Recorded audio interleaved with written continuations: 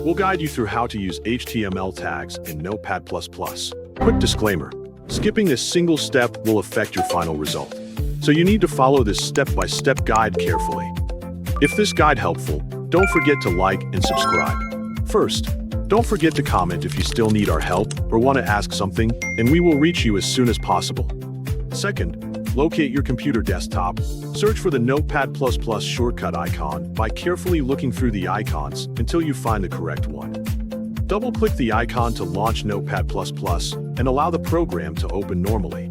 Wait for the application to finish loading completely before interacting with any menus or editing features, so every option is fully available. Click the Settings menu on the top menu bar to open the list of available configuration options. Select Preferences from the drop-down menu and wait for the Preferences window to open completely before continuing.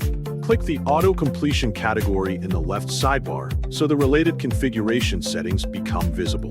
Locate the Enable Auto-completion on each input checkbox and check its current status before making any changes. Locate the Auto Insert section and press the HTML/XML close tag option to enable automatic closing tags whenever supported HTML elements are entered. Confirm that the option is selected correctly, then click Close to save the new settings and exit the Preferences window.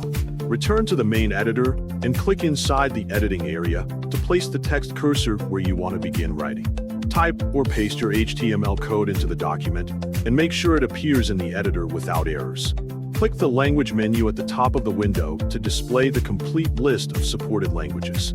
Select H from the available submenu to expand the HTML-related language options.